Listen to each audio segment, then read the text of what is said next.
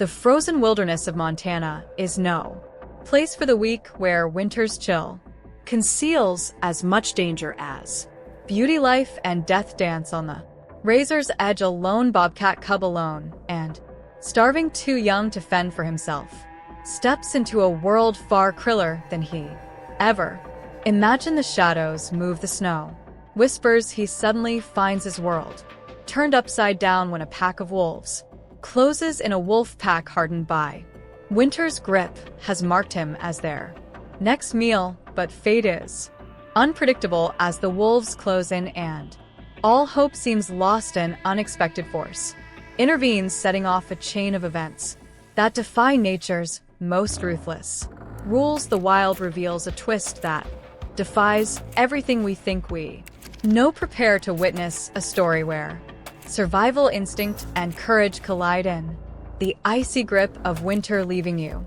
questioning whether nature's balance can ever truly be restored. The bitter wind howled through the dense pine forest of northern Montana, carrying with it tiny crystals of ice that sparkled like diamond dust.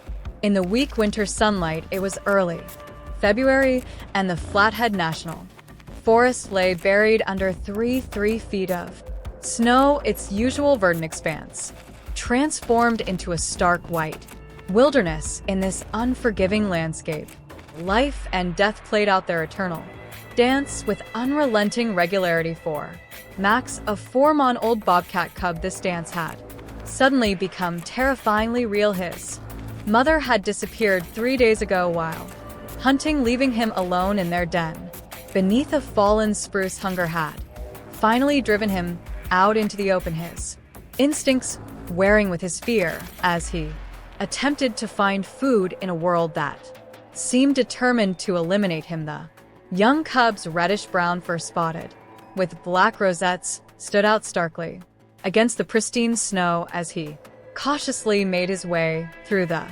forest. His normally proud ears were flattened against his head, and his stub of a tail twitched nervously as he tested each step. At barely 12 billion pounds, Max was significantly smaller than an adult bobcat, his youth evident in his slightly gangly limbs and the remnants of kitten fluff still visible around his neck. 20 miles away in the small town of Whitefish, Montana, Jim Harrison was preparing for what he thought would be a routine day of wildlife monitoring. At 58, Jim had spent the better part of 3 decades working as a wildlife biologist for the Montana Fish, Wildlife, and Parks Department. His weathered face creased by years of exposure to the elements bore testament to countless hours spent in the wilderness. The silver threading through his dark hair and beard seemed to match the winter landscape he so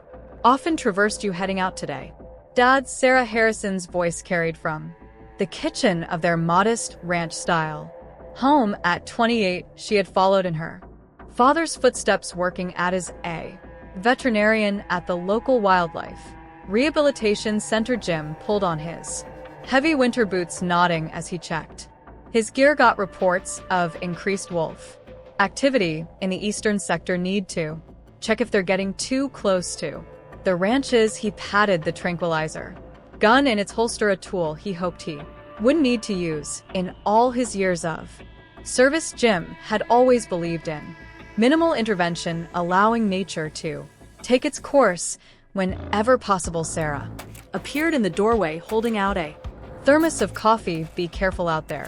The weather report's calling for another storm system moving in by afternoon."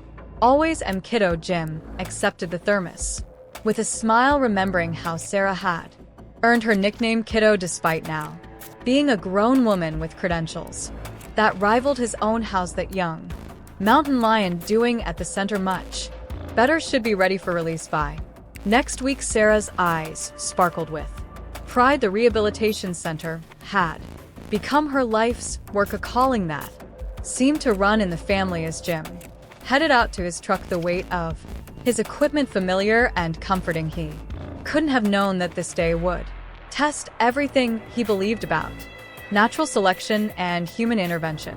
The morning sun cast long shadows across the snow as he drove his Ford F-150 along the Forest Service road at snow, chains crunching rhythmically against the packed ice beneath. Meanwhile, Max had wandered farther from his den than ever. Before, the hunger gnawing at his belly had become impossible to ignore, driving him to take increasingly desperate risks. His mother had begun teaching him to hunt before her disappearance, but those lessons had barely scratched the surface of what he needed to know to survive on his own. The young bobcat's keen ears picked up the sound of small claws scratching against bark. A red squirrel, perhaps, or a pine marten. His instincts took over, and he dropped into a crouch, his spotted coat helping him blend with the shadows of the forest. But as he prepared to stalk his potential prey, a different sound froze him in place: the soft crunch of multiple paws on snow. Approaching from several directions, the wolf pack had been tracking Max for the last hour, to following his inexperienced trail through the snow with practiced ease, led by a battle-scarred alpha female the locals had named Shadow for her dark gray coat. The pack had been pushed into new hunting territories by the harsh winter. Their usual prey of elk and deer had become scarce, forcing them to consider smaller quarry they might normally ignore. Max's fear scent filled the air as 5 wolves emergency from the trees, their movements coordinated with generations of hunting experience. Shadow took point, her amber eyes fixed on the young bobcat with predatory focus. To her right, her mate, a massive male with a distinctive white chest, moved to cut off any escape route toward the deeper forest. 3 younger wolves completed the circle, their tongues laying as they anticipated an easy meal. The bobcat cub's heart hammered against his ribs as his eyes darted from one wolf to another. His mother had warned him about wolves, but nothing could have prepared him for the reality of facing a pack alone. His small size, usually an advantage for moving through the forest's understory, now seemed like a cruel joke against these efficient killers. Jim Harrison had just finished checking his 3rd monitoring station when he heard it, a high-pitched cry of terror that cut through the winter air like a knife. 28 years in the field had taught him to recognize the vocalizations of every predator and prey species in the region, but this sound carried a note of desperate youth that made his chest tighten. Without conscious thought, he was moving through the forest, his snowshoes allowing him to traverse the deep drifts with practiced ease. The tranquilizer gun was in his hands, though he knew using it would be a last resort. Human intervention in predator-prey relationships was generally discouraged, but something about that cry had triggered a response deeper than professional protocol. The scene that greeted him as he crested a small rise made his breath catch in his throat. The wolf pack had a young bobcat cub cornered against a granite outcropping. The small feline's fur bristling as it tried to make itself appear larger. Jim recognized Shadow immediately. He had been tracking this pack for months, but it was the bobcat cub that captured his attention. The little fellow couldn't have been more than 4 months old, barely weaned, and showing signs of malnutrition that suggested it had been alone for several days. Even as Jim watched, the cub swiped at the nearest wolf with surprising courage, though its claws found nothing.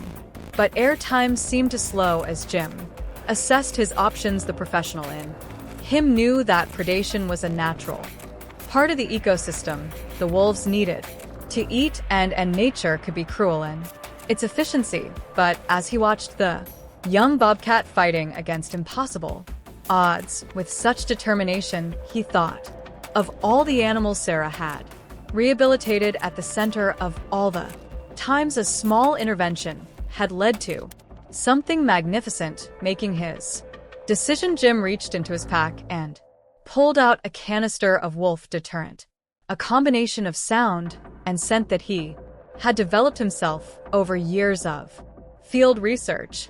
As Shadow tensed for the final lunge, Jim activated the device and threw it into the space between the wolves and their intended prey. The effect was immediate and dramatic. The canister released a high-pitched frequency that wolves found particularly distressing, combined with a scent that mimicked their most feared natural competitors. Shadow's ears flattened against her skull, and she took several steps backward, her pack following her lead. Jim didn't waste the opportunity. Moving with deliberate confidence, he positioned himself between the wolves and the bobcat cub, his body language projecting authority rather than aggression. He had learned long ago that wolves were intelligent enough to assess risk versus reward, and his presence, combined with the deterrent, was quickly shifting that equation. Easy now, Shadow, he spoke in a firm, calm voice, one hand raised while the other kept the tranquilizer gun ready. There's easier prey out there for you and yours. The alpha female held his gaze for a long moment, and in that look Jim saw something that reminded him why he had fallen in love with wildlife work in the first place. There was calculation there, yes, but also intelligence and adaptation. After what seemed like an eternity, Shadow threw back her head and let out a short howl as the pack melted back into the forest, leaving only their tracks in the snow as evidence they had ever been there. With the immediate threat neutralized, Jim turned his attention to the bobcat cub, which had pressed itself against the rock face, its small chest heaving with exertion and fear. Up close, the signs of the cub's desperate situation were even more apparent, its ribs visible beneath its fur, its eyes showing the glassy look of dehydration. Hey there, little fellow. Jim kept his voice soft and soothing as he slowly removed his outer jacket. You've had quite a morning, haven't you? The cub hissed weakly, more from fear than aggression, but didn't try to run as Jim carefully approached. Years of experience had taught him how to handle injured wildlife, and he could see that this cub was too exhausted and hungry to put up much of a fight with practiced movements. Jim wrapped his jacket around the small feline, creating a secure bundle that would keep both the cub warm and prevent it from scratching him. As he lifted the package, he was struck by how light the animal was. Far too light for a cub this age. Sarah's going to love you, he murmured, already thinking of his daughter's reaction to this newest rescue. The storm clouds were gathering overhead as Jim made his way back to his truck, the precious bundle cradled against his chest. The drive to the Wildlife Rehabilitation Center was tense, with Jim constantly checking on his passenger. The cub had fallen into an exhausted sleep, its small body finally succumbing to the stress and fatigue of its ordeal. As he drove, Jim called ahead to the center, knowing Sarah would want to prepare for their arrival. Dad, everything okay? Sarah's voice crackled through the truck speakers. Got a special delivery for you, kiddo. Young bobcat cub, probably 4 months old, severely malnourished and dehydrated, just rescued it from a wolf pack. There was a pause on the line. Dad, you know the protocol about predator-prey interactions. I know. But Sarah, this one's different. The mother's been gone for days. Based on its condition, it wouldn't have survived another day out there. Wolves or no wolves, he could almost hear his daughter's professional resolve weakening. Bring it in through the back entrance. I'll have the examination room ready. The Montana Wildlife Rehabilitation Center was a state-of-the-art facility, though its exterior remained deliberately modest. A large barn-like structure set back from the main road. As Jim pulled up to the back entrance, Sarah was already waiting, her dark hair pulled back in a practical ponytail, wearing the scrubs that had become her second skin. Let me see our patient, she said as soon as Jim stepped out of the truck, her professional demeanor taking over as he carefully unwrapped the jacket. Sarah's expression softened. Oh, Dad, he's beautiful. The cub had awakened during the drive and now blinked at them with weary blue eyes. The color would change to yellow as it matured, they both knew, despite its condition there was still a fierce spark of life in those eyes that spoke to its will to survive. Let's get him inside. And checked out, Sarah said, leading the way. To the examination room, the next hour was a flurry of activity as they assessed the cub's condition. Sarah's skilled hands moved with gentle efficiency as she checked vital signs, drew blood samples, and began the process of careful rehydration. Well, it's definitely a male, she announced as she worked. About 4 months old as you. Estimated severe dehydration and malnutrition, but no serious injuries. Actually, Dad, considering everything he's been through, he's in remarkably good shape. Jim watched from the corner of the room, a small smile playing at the corners of his mouth. He's a fighter, that's for sure. You should have seen him facing down those wolves. Sarah looked up from her work, her eyes serious. He'll need at least 2 months of rehabilitation before we can consider release, and that's assuming everything goes well. Does he have a name yet? Jim asked.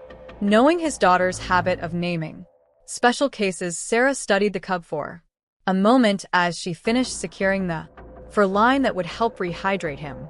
Max, she said finally. He looks like a Max to me. And so began Max's journey from desperate survivor to rehabilitation success story. The first week was critical, with Sarah and her team working around the clock to stabilize his condition. The cub proved to be an ideal patient, accepting treatment with a determination that seemed to mirror his will to survive in the wild. Jim visited every day, often bringing his field notes to update. While sitting in Max's recovery room, the cubs seemed to recognize him, those intelligent eyes following his movements with increasing interest rather than fear. By the end of the second week, Max had gained enough strength to begin exploring his enclosure, his natural curiosity starting to overcome his initial weariness. As weeks turned into months, Max's recovery became something of a local sensation. Sarah had always been careful about maintaining professional distance from the animals in her care, knowing they would eventually return to the wild. But there was something special about Max. Perhaps it was the circumstances of his rescue, or maybe it was the way he seemed to respond to human presence while maintaining his wild nature. The rehabilitation process was methodical and carefully planned. As Max regained his strength, Sarah and her team began introducing elements that would help prepare him for eventual release. Live prey was provided in ways that would encourage his hunting instincts, and human contact was gradually reduced to prevent imprinting. Jim continued his regular monitoring of the wolf pack that had nearly ended Max's life, noting with professional interest how they had adapted their hunting patterns in response to the changing winter conditions. Shadow and her pack had successfully brought down an elk the week after the encounter with Max, proving that their attempt on the bobcat cub had indeed been born of desperate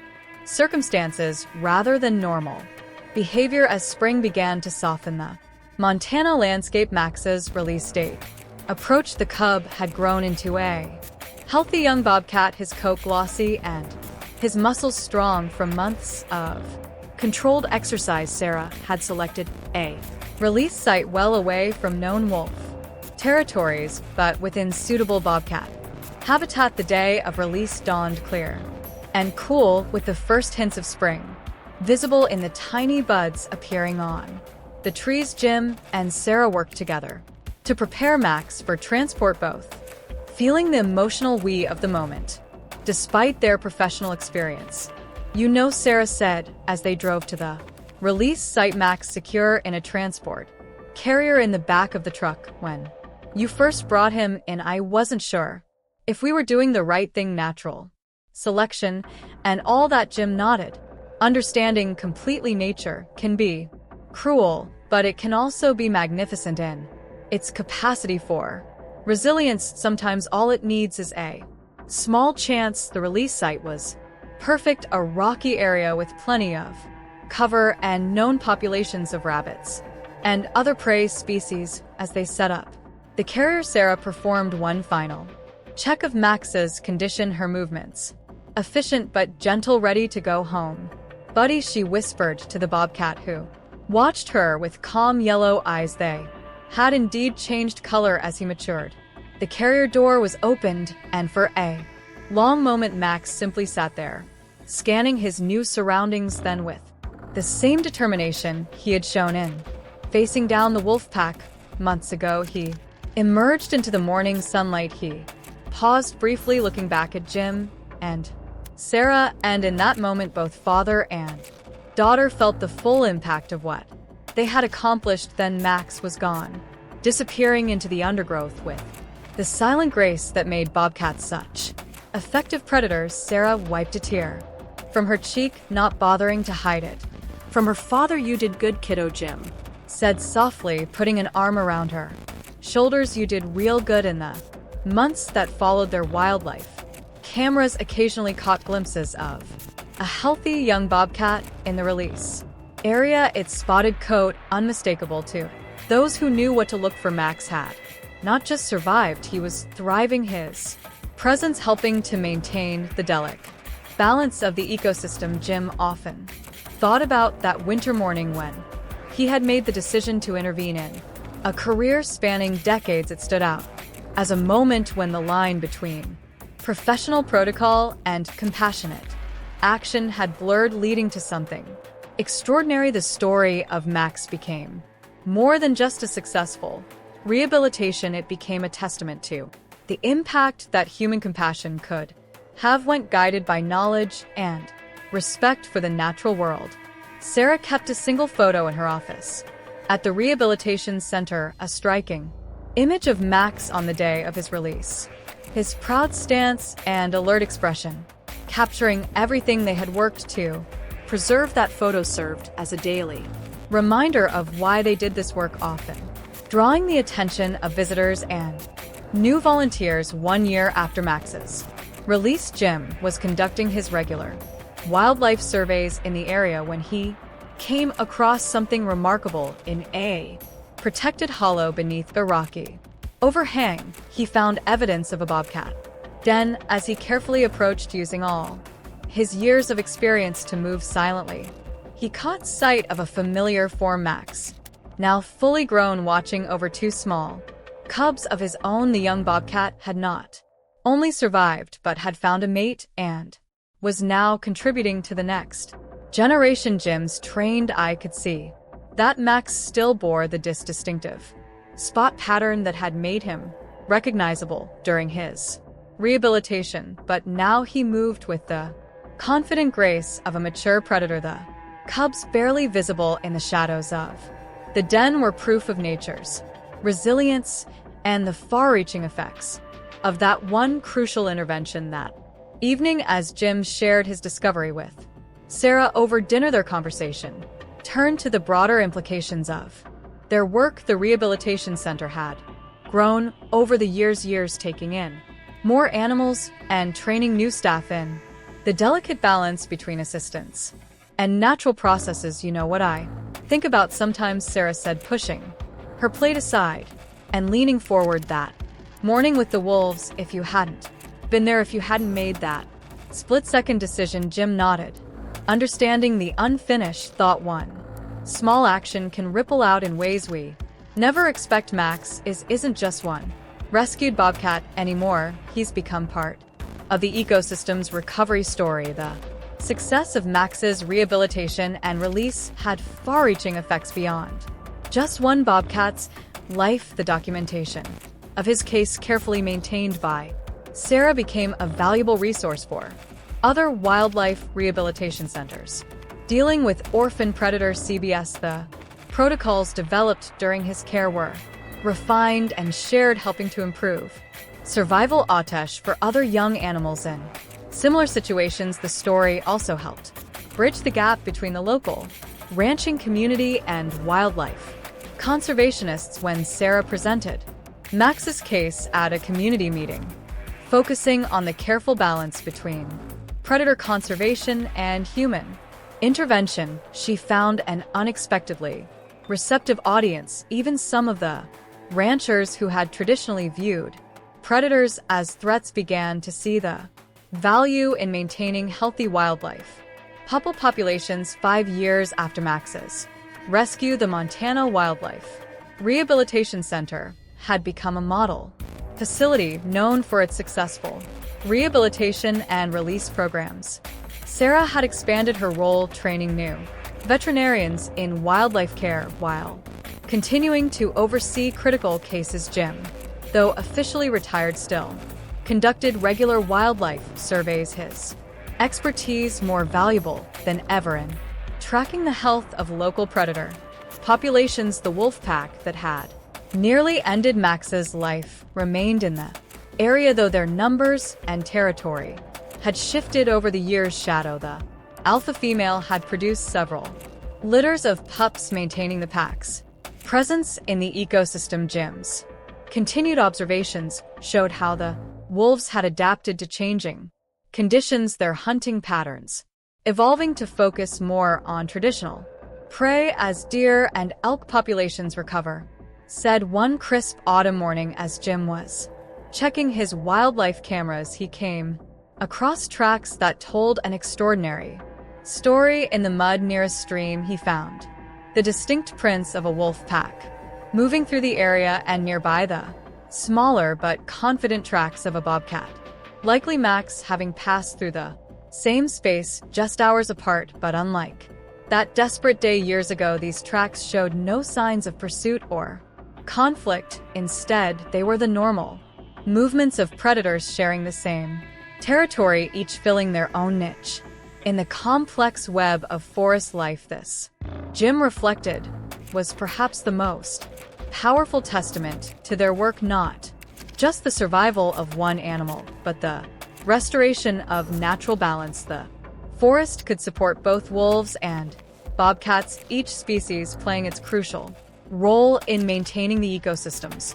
health. As he stood there studying those tracks in the early morning light, Jim heard a familiar sound, the soft padding of paws on fallen leaves. Looking up carefully, he caught a glimpse of a mature bobcat moving through the underbrush. The cat paused briefly, its yellow eyes meeting Jim's in a moment of recognition that seemed to transcend the usual boundaries between wild animals and humans. Whether it was Max or one of his offspring, Jim couldn't be certain, but it didn't really matter. What mattered was that the bobcat moved with the confidence of an animal, completely at home in its environment, neither fearful of humans nor dependent on them. This was the true measure of successful wildlife rehabilitation, not just saving an animal's life, but preserving its essential wildness. The bobcat disappeared into the forest as silently as it had appeared, leaving Jim with a profound sense of satisfaction. In his decades of wildlife work, he had seen both successes and failures, had witnessed the sometimes harsh realities of natural selection and the occasional need for human intervention. Max's story represented the perfect balance between these forces, a moment when human compassion, guided by scientific knowledge and respect for natural processes, had helped maintain the delicate equilibrium of the wild. Back at the rehabilitation center, Sarah was preparing for a new generation of wildlife professionals, teaching them the lessons learned from countless cases like Max's. The center had grown to include educational programs for local schools, helping to foster understanding and appreciation for wildlife in the community's youngest members. The key, she would tell her students, is knowing when to act and when to step back. Nature has its own wisdom, its own ways of maintaining balance. Our role is not to interfere with that balance, but to help restore it when human activities or extraordinary circumstances have disrupted it. The story of Max, the bobcat cub who faced down a wolf pack, survived against impossible odds, and went on to contribute to the recovery of his species, became more than just a tale of successful wildlife rehabilitation. It became a symbol of hope, a reminder that even in the face of nature's harshest reality, there was room for compassion, for intervention guided by wisdom, and for the remarkable resilience of life itself. As the years passed, other animals would come through the sense doors, each with their own story of survival and recovery. But Max's story remains special, a testament to the difference that one moment of intervention guided by knowledge and compassion could make in the grand tapestry of wilderness preservation. The photo and Sarah's office continued to draw attention, sparking conversations about wildlife conservation and the role of humans in protecting and preserving the natural world. And somewhere in the forest of Montana, Max's legacy lived on through his offspring, their presence a vital part of the ecosystem's ongoing story of survival, adaptation, and renewal.